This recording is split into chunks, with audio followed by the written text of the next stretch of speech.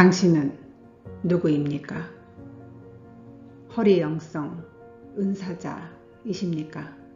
그렇다면 몸의 언어의 현상으로 점검해 보십시다.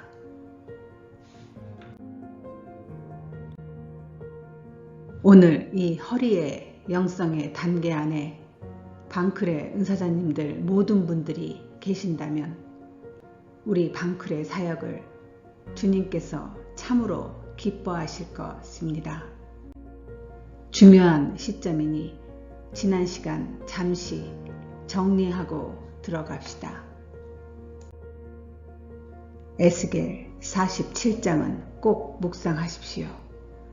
그 사람이 손에 줄을 잡고 동쪽으로 나아가며 천척을 측량한 후에 내게 그 물을 건너게 하시니 물이 발목에 오르더니 측량하고 내게 물을 건너게 하시니 물이 무릎에 오르고 다시 내게 물을 건너게 하시니 물이 허리에 오르고 물이 허리에 오르고 다시 천척을 측량하시니 내가 건너지 못할 강이 된지라.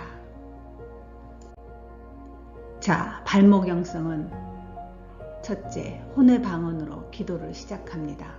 둘째, 방언 소리와 음절이 유난히 복잡하고 거칩니다. 셋째, 온몸의 움직임이 화려하고 율동의 폭이 상당히 크고 넓습니다. 즉, 몸으로 기도를 다하는 것입니다. 넷째, 입안에서 나오는 온갖 이물질이 상당히 지저분하고 많습니다. 즉, 성령께서 당신의 내면에 쓴뿌리, 더러운 것, 죄악을 치유하는 과정입니다. 무릎 영성은 방언 기도와 방언 말하기가 어느 정도 성숙해져 갑니다. 둘째, 방언 소리와 음절이 이제 두세 가지로 통일감과 안정감이 있습니다. 셋째, 신체의 일부에 나타나는 신비한 현상들이 있습니다. 넷째, 회개의 영이 자주 임하면서 성령의 인도함이 삶 속에 자주 나타납니다. 허리 영성은 뇌, 즉 생각을 만지십니다. 방언으로 뇌의 회로장치를 바꿔주십니다. 툭 치면 방언이 나옵니다. 둘째, 입과 귀, 입에 성령의 방언을 담아주고 귀를 열어주십니다. 방언 소리와 음절이 이제 당신 고유의 것으로 만들어집니다. 셋째, 영안이 열리고 영의 능력이 강해지므로 영분별이 시작됩니다. 네 번째, 신체의 정확한 곳, 한두 곳에 매 순간 기도 때마다 나타나는 성령의 임재의 사인이 있습니다. 다섯 번째, 말씀의 지식과 성령의 은사 사이에서 당신은 갈등과 타협에 서게 되는 테스트가 기다리고 있습니다. 자, 오늘은 그 다음 단계인 허리 영성의 방언 은사자의 몸에 나타나는 반응과 현상으로 당신이 지금 어디에 있는지 점검하도록 하십시다. 세 번째 단계인 허리 영성 기도자가 기도할 때 나타나는 몸의 언어들의 특징입니다. 허리 영성은 이제 은사자라는 네임 태그가 당신의 가슴에 달려지는 단계입니다. 우리가 예전에 초등학교에 들어가면 왼쪽 가슴에 하얀 천의의 이름을 쓰고 옷빈으로 달고 학교, 이제 정식 학교라는 곳에 들어가지 않습니까? 오피셜한 학생이 되는 것입니다. 그 이름표가 그 당시에 얼마나 뿌듯합니까? 부모에게도 아이 자신에게도 말입니다. 방언 은사자는 허리 영성에 들어가야 소위 방언 은사자, 방언 사역자라고 할 수 있습니다. 발목과 무릎 영성은 이리저리 좌충우돌 정신없이 우왕좌왕하다가 낙심하고 좌절하고 실족하고 교만하고 판단하고 정죄하고 잘난 척하고 능력도 없으면서 입으로는 산이라도 옮길 듯이 믿습니다 외치고 다니는 단계였습니다. 그러나 이것도 감사합니다. 발목과 무릎 영성은 언제든지 발목과 무릎이 왔다 갔다 하는 뿌리가 내리지 못한 영성입니다. 세상의 평탄한 모래사장, 그리고 하나님 나라의 깊고 깊다 못해 푸른 두려움의 바다 앞에서 눈을 감으면 발목과 무릎을 하나님 나라 그 바다에 담갔다가 다시 눈을 뜨면 아이고 난 못해 다시 세상의 평탄한 모래사장으로 냉큼 뒤돌아 뛰어가는 영성입니다. 이렇게 왔다 갔다 하며 은사의 연단의 과정을 오랫동안 거친 후에 오직 겸손함으로 성령의 인도하심을 받은 은사자, 그 남은 은사자를 허리영성의 은사자라고 합니다. 자, 이렇게 오랜 은사의 연단을 지나고 나서 드디어 허리의 영성까지 들어온 은사자들의 몸의 현상 보십시다. 첫 번째, 당신의 뇌, 즉 생각을 만지십니다. 방언으로 뇌의 회로장치를 바꾸십니다. 툭 치면 방언이 나옵니다. 그렇습니다. 당신의 뇌의 회로장치를 성령이 바꾸시는 셋업이 시작되는 것입니다. 성령의 인도하심이 매 순간 임합니다. 어느 곳이든 누구와 있든 환경에 상관없이 입술로든 입안에서든 잠을 자든 마음으로든 방언이 매 순간 당신을 붙들고 인도하고 있습니다. 그렇다고 벌러덩 누워 24시간 아무것도 하지 않고 누워있는 것이 아닙니다. 호흡을 하듯이 우리가 공기는 눈에 보이지 않지만 그 공기로 우리가 호흡을 하듯이 모든 삶의 기본이 성령에 의한 방언이 당신 안에 있다는 것입니다. 이제 작정 기도 등을 따로 정하지 않습니다. 당신은 24시간 365일 전부 매 순간이 작정 기도이기 때문입니다. 이렇게 생각이 바뀝니다. 기도가 호흡이다 라는 기도의 의미를 정확히 당신의 영이 깨닫습니다. 생각, 이 뇌의 회로장치를 성령이 성령의 것 방언으로 바꾸는 것입니다. 제가 어느 날부터 저의 귀와 눈과 마음이 아닌 저의 뇌로 주님의 음성, 방언, 통역을 받게 하셨습니다. 그 장치를 셋업 하시는 것입니다. 그러나 이것은 은사자, 개개인마다 다를 수가 있으니 참고만 하십시오. 얼마나 중요한 작업인지 아십니까? 우리 은사자의 삶 중에 가장 강력한 무기가 될 것입니다. 과연 누가 이 과정을 통과하게 될지 전 너무 기대가 됩니다. 모든 은사자님들이 이 과정을 통과하시기를 간절히 원하기에 기쁨으로 불철주야 주님 앞에 무릎을 내어드리고 방언 클리닉을 준비하고 있습니다. 두 번째, 입과 귀. 입에 성령의 방언을 담아주시고 귀를 열어 영의 방언이 들리게 하십니다. 즉 당신 고유의 방언을 하고 그 뜻을 알아가기 시작하는 단계입니다. 무릎 영성까지는 두세 가지의 소리와 음절이 반복되었다가 타인의 방언도 따라했다가 높낮이도 불규칙했습니다. 그 과정이 지나게 되면 이제 허리 영성의 방언은 다른 사람의 방언을 따라하고 싶거나 따라하려고 귀에 주구장창 꽂고 다니지 않습니다.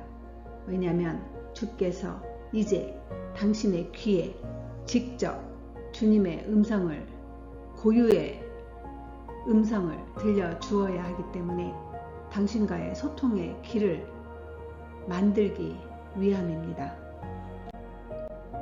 예를 들어 막 태어난 아이, 그 아이에게 엄마의 목소리와 여기저기 유모들의 목소리를 모두 듣게 해보십시다. 그 아이는 눈을 뜨고 엄마를 보지 못하기에 결국 엄마의 소리만으로 구분해야 한다고 가정하십시다. 많은 어미들의 목소리를 들었기에 눈을 가리고 엄마가 멀리서 불러도 분별을 할 수 없습니다. 그러나 오직 한 사람의 목소리를 듣고 어느 순간까지 양육이 된 아이는 눈을 가려도 멀리서도 엄마의 목소리를 듣고 분별할 수 있는 것과 같습니다.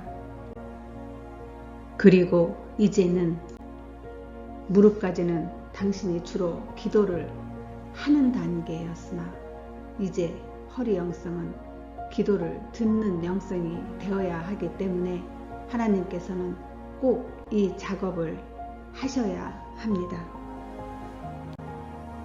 자연적으로 당신은 당신의 방언 은사에 자신감과 자부심과 성취감이 생기게 됩니다. 즉 타인의 방언의 소리를 듣고자 귀를 쫑긋 세워 이리저리 분주하게 품위 없이 격 없이 기도하자 쫓아다니며 흔들거리지 않습니다. 즉 품격 있는 카리스마가 있는 은사자의 자세로 하나님께서 성령님께서 당신을 탈바꿈하게 만드는 것입니다. 이것은 교만이 아닌 진정한 영의 능력에 의한 영적 카리스마의 자세가 당신에게서 나타나는 것입니다. 셋째, 영안이 열리고 영의 능력이 강해지므로 영분별이 시작됩니다. 영안이 열립니다. 즉 다른 사람은 보지 못하는 것을 당신의 눈에 띄입니다. 겉은 멀쩡한 사람이지만 그 사람의 내면이 보이는 것입니다. 헛개비를 보는 것처럼 본다는 것이 아니라 느껴지는 영안입니다. 마치 빛과 같은 속도로 찰나의 환상을 보듯 그 내면이 보여지는 것입니다. 주님의 것과 사단의 것이 구별되어집니다. 주님의 음성과 사단의 음성 또는 자신의 내면의 소리가 이제 서서히 구별되어집니다. 이렇게 장소나 사람이나 물건이나 음성이나 말씀에 대한 분별 등등 이 모든 것들에 대한 분별력이 성령의 임재 안에서 클리어하게 드러나지는 것을 당신의 영이 느낍니다. 말로 설명하기 힘든 많은 부분들이 있습니다. 그러나 이 몇 가지라도 당신이 이 단계가 되면 제가 무슨 말씀을 드리지 않았는지를 어느 날 깨닫게 되어지리라 봅니다.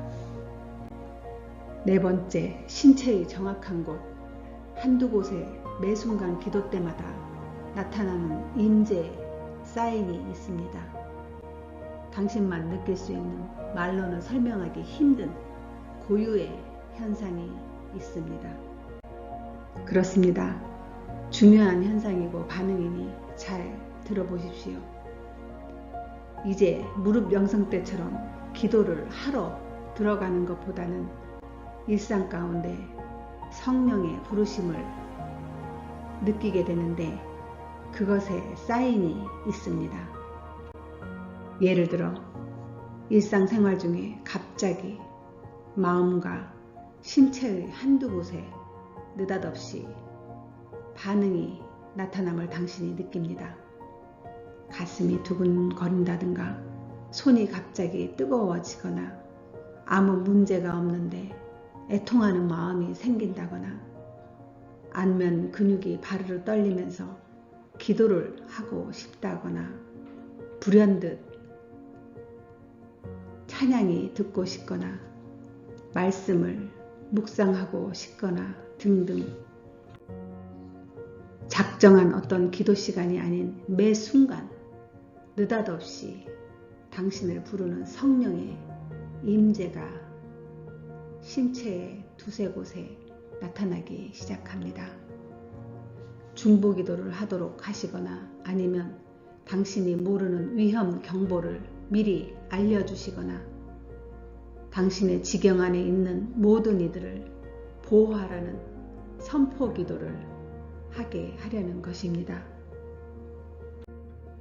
또는 당신에게 축복을 하시려는 하나님의 선물이 도착하기 전에 당신이 지금 머물러 있는 그 자리보다 좀 더 겸허히 경건하게 깨끗한 자리로 주 앞에 나아오도록 준비시키는 경우가 있습니다. 차고 넘치는 반응이나 현상들이 많습니다. 허리영성은 며칠 몇 낫을 밤을 새워도 다 정리를 못합니다. 그만큼 성령의 역사가 구체적으로 임하는 시기이니 이 얼마나 깊고 오묘한 비밀들이 숨어 있겠습니까? 어느 기회가 되면 마음껏 나누고 싶습니다. 마지막으로 무릎 영성까지는 없는 허리 영성의 힘든 난제의 현상입니다. 5번째, 말씀의 지식과 성령의 은사 사이에서 갈등과 타협에 서게 됩니다. 이제 말씀의 지식도 어느 정도 머리에 꽉 찼고 성령의 은사와 역사도 제법 나름대로 체험했고 작은 열매들도 눈으로 삶으로 보았습니다. 이때 사역자가 아닌 평신도 은사자 당신 앞에 이 시기가 시험, 테스트의 걸림돌, 이 걸림돌이 당신 발 앞에 정확하게 놓이게 됩니다. 어떤 걸림돌의 시험인지 말씀드리겠습니다. 꼭 이런 시험이 당신 앞에 놓일 것입니다. 말씀이 중요하냐? 성령의 은사가 중요하냐? 은사 체험을 해보니 그 긴 시간 동안 아무리 노력을 해도 나도 변화가 안 보이고 기도했던 그 사람도 변화가 없고 사람 앞에 나서기보다는 골방 안에서 하나님 앞에만 있어야 하고 사람들과 소통은 점점 사라지고 외롭고 두렵고 소심해지고 이렇게 다 해보니 그래도 말씀 사역을 하시는 분들이 더 지적이고 사역의 지경도 더 커 보이고 사람들에게 더 많은 인정을 받고 더 멋지게 하는 분들이 많더라. 어디 가서 아는 척도 할 수 있고 말씀에 대한 능력도 지식도 보여줄 수 있고 그러나 이 은사사역은 내가 죽은 자를 살리지 않는 한 그다지 어디에 명함도 내밀 수 없으니 이렇게 갈등하다가 타협합니다. 하나님의 백성들과 교제하며 살라고 성경에 나와 있다. 하나님과 나 단둘이 골방에서 소통하자. 무엇을 선택할까?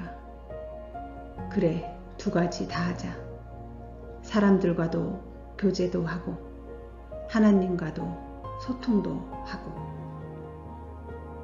이렇게 갈등하다가 타협합니다.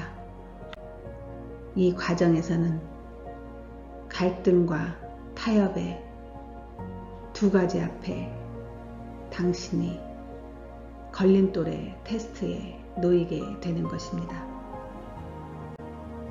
두 가지 다 할 수 있는 은사자 없습니다. 한 가지를 선택해야 합니다. 그 길이 외로운 사역자의, 은사자의, 방언 은사자의 길입니다. 오늘은 간단하게 이 정도로 말씀드리겠습니다. 다 말씀드려도 이해하기 힘든 부분들이 많으니 어느 날 기회가 되어 라이브로 소통이 가능할 때 글이 아닌 사역의 현장, 그 현장에서 성령의 능력으로 이 은사가 얼마나 귀한지 나타내 보이겠습니다. 하나님의 나라는 말에 있지 않고 능력에 있습니다. 어느 날 하나님께서 저에게 이제 하거라 나의 종아 하시는 그날까지 저는 준비하고 기다리고 있습니다.